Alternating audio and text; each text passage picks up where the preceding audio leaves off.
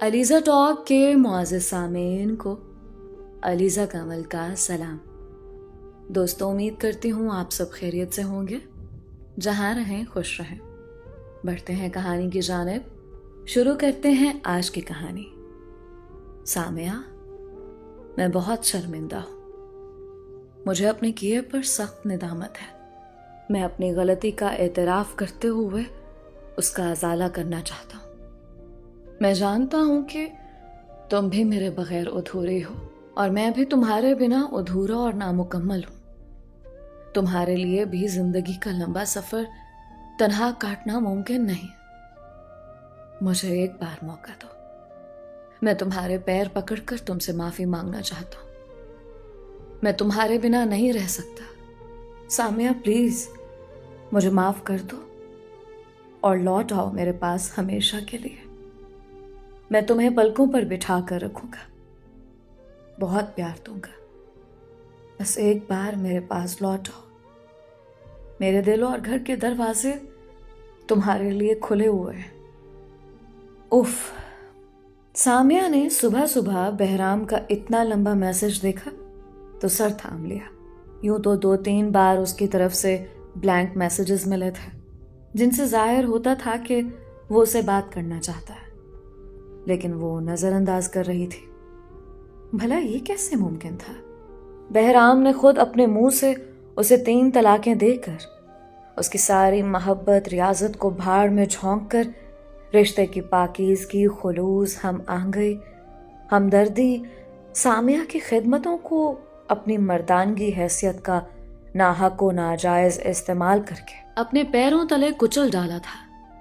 اور آج بامشکل 2 سال گزرنے کے بعد وہ اپنے کیے پر ندامت کا اظہار کر رہا تھا، پچھتا رہا تھا۔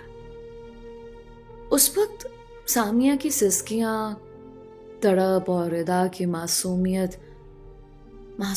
بھی اسے اس شفاق فیصلے سے روک نہ پائے تھے۔ یہ بات آج بھی یقینی تھی کہ سامعہ کی زندگی میں بہرام سے پہلے کوئی تھا، اور نہ اسے تعلق ختم ہونے کے بعد کوئی آیا۔ اس کو تو بہرام سے عشق تھا۔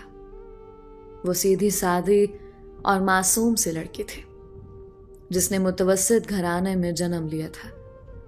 صوم و صلات کی پابند شریف فیملی تھی۔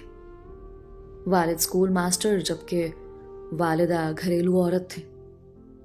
سامعہ اور اشر بس یہ 2 بہن بھائی تھے، جن کی پرورش دینی احکامات اور خاندانی شرافت و روایات کی کسوٹی پر ہوئی تھی۔ تبھی اس نے عام لڑکیوں کی طرح مستقبل کے حوالے سے اونچے سپنے نہیں دیکھے تھے۔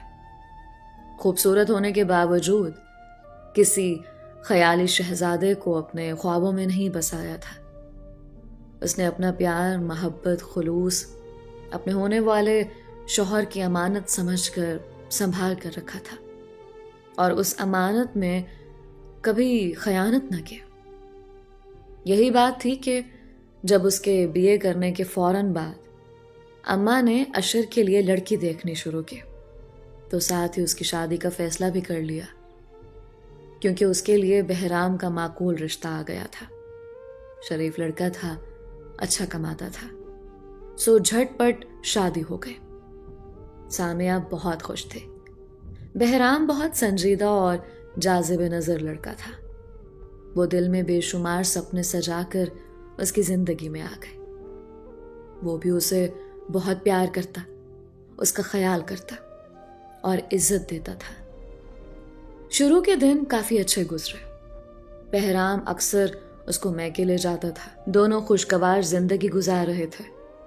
اس کے میکے کے پڑوس میں جو فیملی رہتی تھی وہ بہت اچھے لوگ تھے۔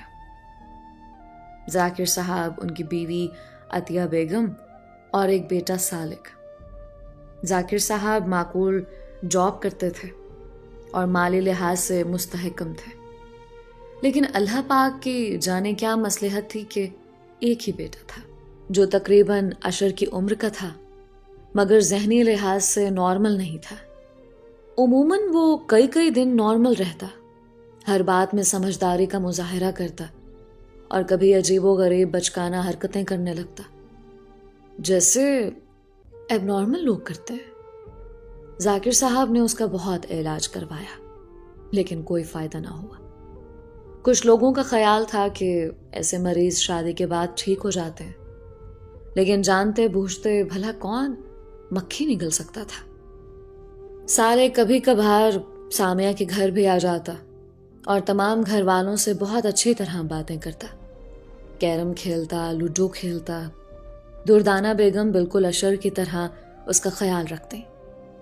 شادی کے کچھ عرصے بعد ہی سامیہ نے محسوس کیا کہ بہرام کچھ شکی مزاج ہے۔ وہ کسی وقت کوئی ایسی بات کر جاتا اور سامیہ محتاط ہو جاتی تاکہ اس کو پھر شکایت نہ ہو۔ اس عرصے میں ان کی زندگی میں ردا آ گئی۔ بیٹی کو پا کر سب خوش تھے۔ ابھی ردا 1 سال کی تھی کہ بہرام کی والدہ کا انتقال ہو گیا۔ ان کی فوتگی کے بعد اس کا رویہ کچھ عجیب سا ہو گیا۔ روک ٹوک، بے جا پابندیاں، اکیلے باہر آنے جانے پر پابندی۔ کبھی آفس سے آ کر ایک دم پوچھتا، کوئی آیا تھا کیا؟ نہیں تو کیوں؟ سامیہ حیرانی سے پوچھتے۔ مجھے سگریٹ کی بو آ رہی ہے، جیسے کوئی آدمی آیا ہو، بہرام سنجیدگی سے کہتا، لیکن انداز شاکی ہی ہوتا۔ ارے اپنے ہاں کون سگریٹ پیتا ہے؟ نہ ابو، نہ بھائی اور نہ ہی آپ، پھر آپ کو کہاں سے آ گئی بو؟ وہ ہنس کر کہتے، لیکن بہرام کا انداز اسے خطرے کی علامت محسوس ہوتا۔ کبھی کہتا، میں سبزی تو لے کر نہیں آیا تھا، تو پھر یہ آلو کہاں سے آ گئے؟ کیا کسی سے سبزی منگوائی ہے؟ وہی شکی لہجہ، ارے نہیں بھائی، ہم کل اماں کے پاس گئے تھے نا، تو اماں نے 2-3 سبزیاں دے دی تھیں، گھر کی ہی اگی ہوئی ہیں اماں کی، وہ تسلی دیتے۔ بہرام، آپ ایسے سوالات کیوں کرتے ہیں؟ آپ کو کیا اندیشہ ہے؟ آخر ایک دن ہمت کر کے سامیہ نے پوچھ لیا، دیکھو سامیہ، میں تم سے بہت محبت کرتا ہوں۔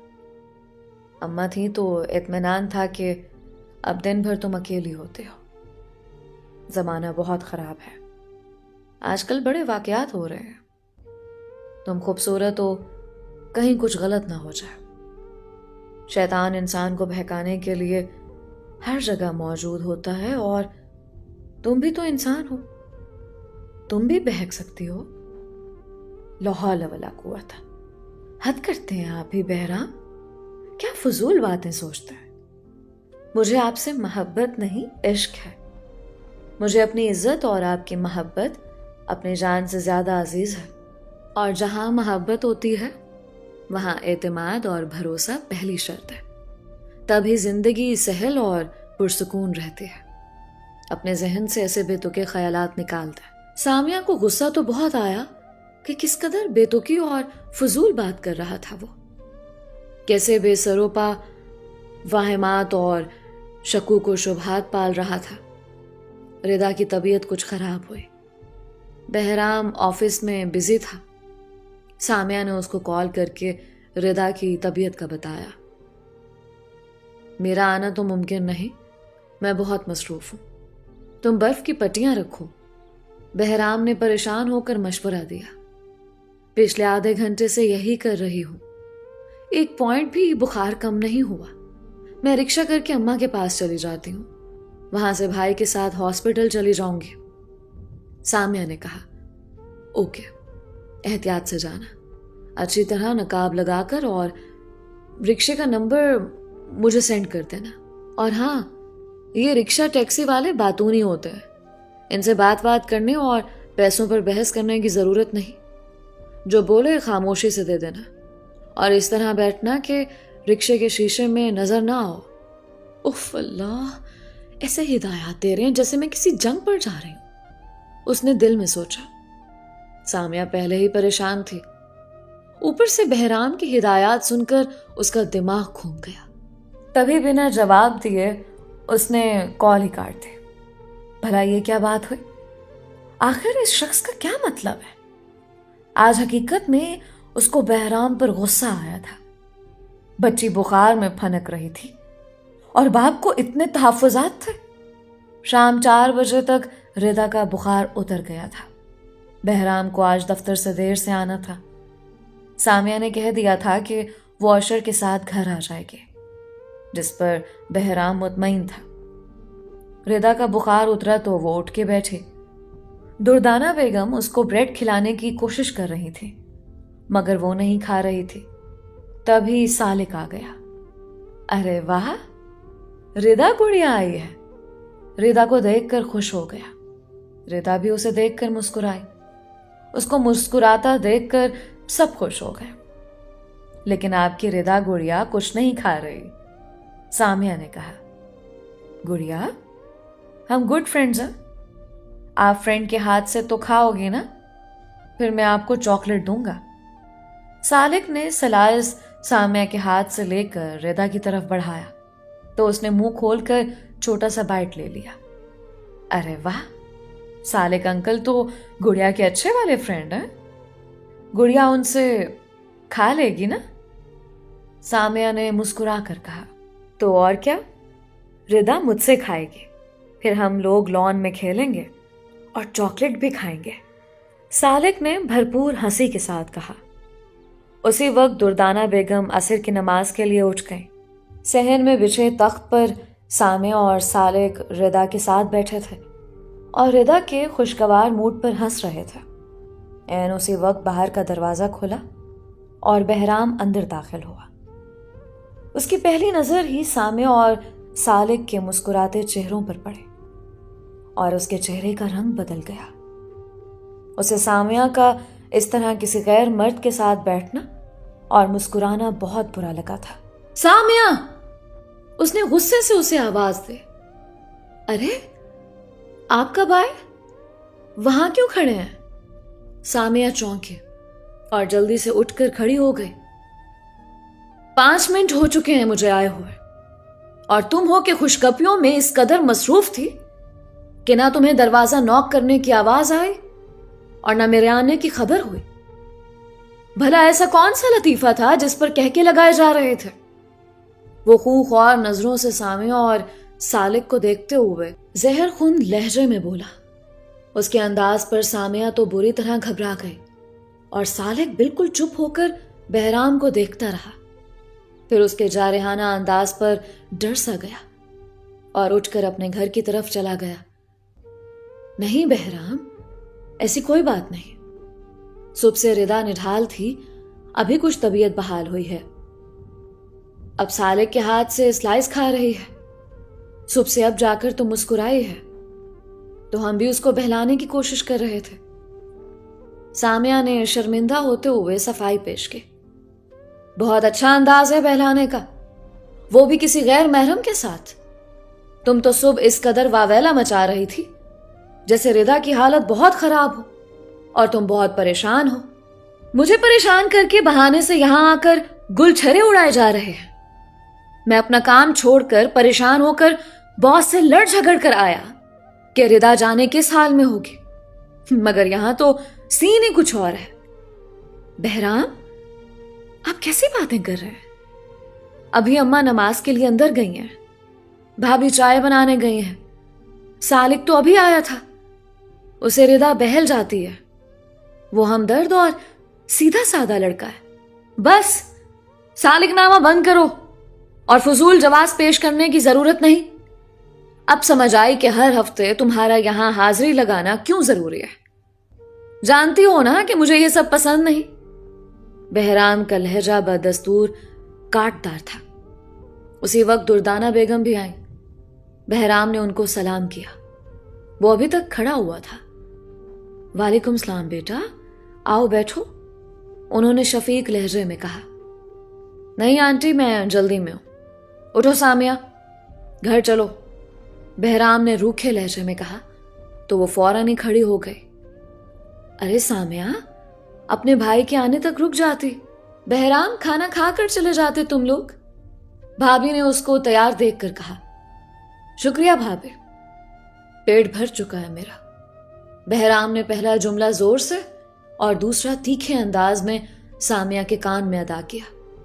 اس نے تعصب سے اس عجیب شخص کی جانب دیکھا، پھر نظریں جھکا کر قدم آگے بڑھا دیے۔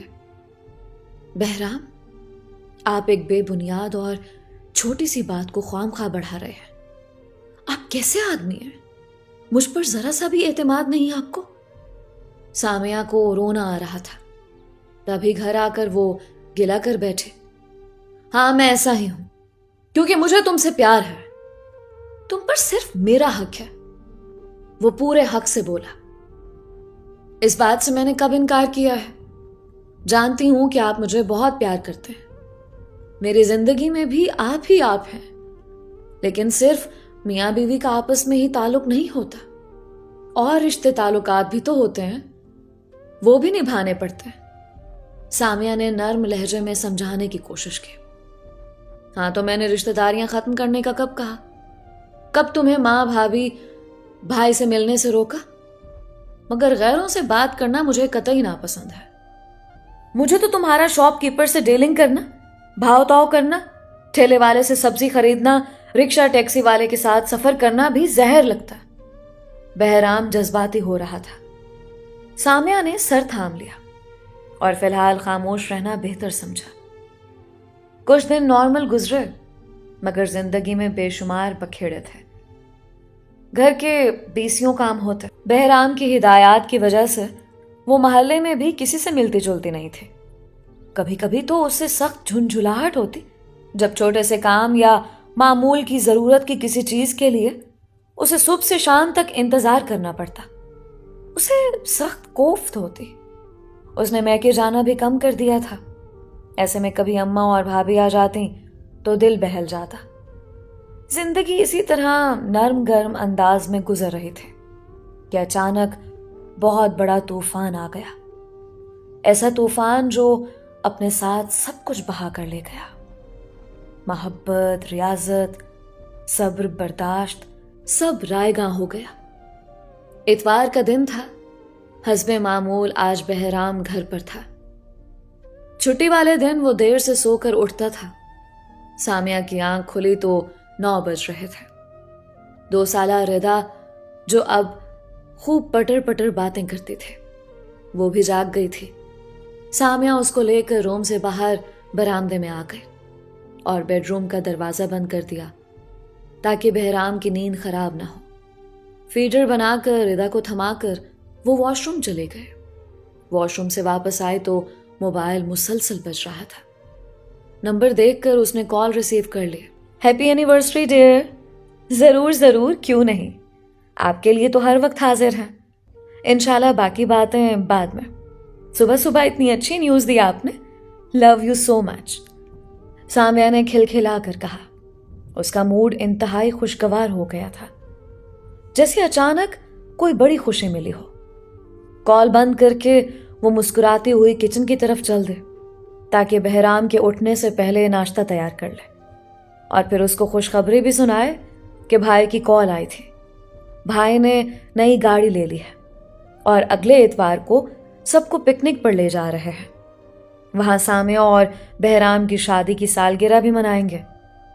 وہ اس بات سے قطعی بے خبر تھی کہ بہرام جاگ گیا تھا اور روم سے باہر آتے ہوئے سامیہ کی ہنسی اور خوشگوار لہجے پر ٹھٹک کر وہیں ٹھہر کر ساری باتیں سن رہا تھا۔ اسے سامیہ کا انداز سخت ناگوار گزرا تھا۔ وہ کچن میں ہی تھی کہ بہرام خاموشی سے اس کا موبائل لے کر کمرے میں آ گیا۔ انکمنگ کالز پر جا کر دیکھا تو کوئی نیا نمبر تھا۔ بغیر کسی نام کے ایسا کون ہو سکتا تھا جسے اتنی بے تکلفی اور پیار سے بات ہو رہی تھی؟ لو یو بولا جا رہا تھا۔ بہرام کا ماتھا ٹھنکا، گو کے بات معیوب تھی، لیکن اس نے اس نمبر پر کال بیک کی۔ ہیلو سامیہ؟ دوسری جانب گمبھیر مردانہ آواز سن کر اس کے پیروں تلے سے زمین نکل گئی۔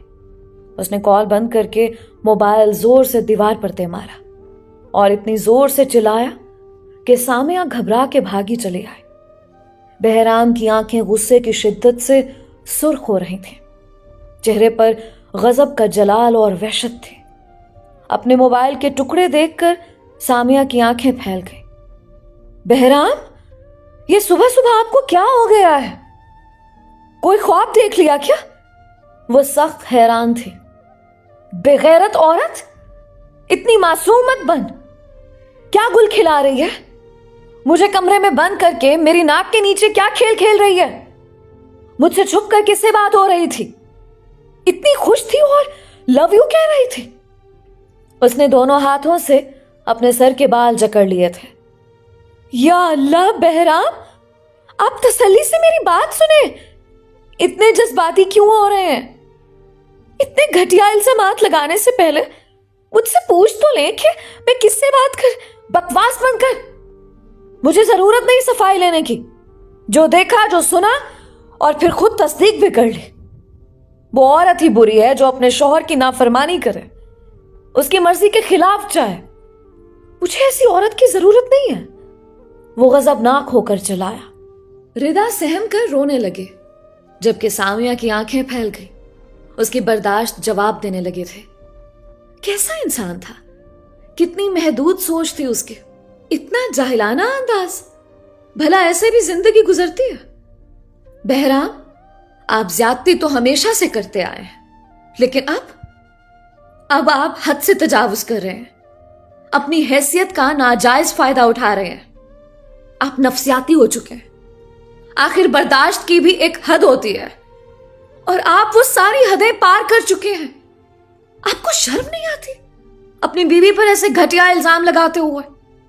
बस, अगर एक लफ्ज भी कहा ना तो मैं कुछ भी कर सकता हूं। 3 लफ्ज कहकर तेरा काम तमाम कर सकता हूं। वो शदीद गजबनाक होकर बोला। बहराम, होश के नाखून लें। एक बेटी है हमारी। ये आप क्या कह रहे हैं? सामिया कांप गए। ये तुम्हें सोचना चाहिए कि तुम एक बेटी की मां हो। वो गुर्राया। मैंने ऐसा कुछ नहीं किया। आप गलत और बेबुनियाद घटिया इल्जामात लगा रहे हैं। बकवास बंद करो। मैं घटिया हूं और तुम बड़ी पाकबाज, जो मैके में जाकर गैर लड़कों के साथ हंसी मजाक करती हो। पता नहीं किस किस से बातें करती हो। मेरे पीछे ना जाने क्या क्या गुल खिलाती हो। बहराम, मेरे सब्र और बर्दाश्त का अब और इम्तिहान मत ले। अगर एक लफ्ज भी मुंह से निकाला तो मैं भी अपनी बर्दाश्त खो बैठूंगी। आप इस कदर गिर सकते? मुझे अंदाजा नहीं था। बहराम को शायद सामिया की मसलहत वाली फितरत से इतने सख्त लहजे और अल्फाज की उम्मीद न थे। वो गुस्से से पेचोताब खाता हुआ आगे बढ़ा और उसके मुंह पर जोरदार तमाचा रसीद किया। सामिया ने अपने गाल पर हाथ रखकर बेयकीनी से उसकी तरफ देखा। घटिया इंसान, तुमने हाथ कैसे उठाया मुझ पर? वो फिर आगे बढ़े, लेकिन बहराम ने उसकी दोनों कलाइयों को अपने आयनी हाथों के शिकंजे में जकड़ लिया। तकलीफ की शिद्दत से वो बिलबिला उठे। जाहिल इंसान, छोड़ो मुझे। मैं ऐसी औरत को रखना भी नहीं चाहता। जा, मैंने तुझे तलाक दी। मैंने तुझे तलाक दी। मैंने तुझे तलाक दी। एक एक लफ्ज अदा करते हुए उसने सामिया को जोरदार धक्का देकर एक जानिब फेंका। सामिया के दिल में एक टीस सी उठी। ये क्या कह गया था वो? इतना बड़ा फैसला एक लम्हे में सब कुछ खत्म। सामिया को लगा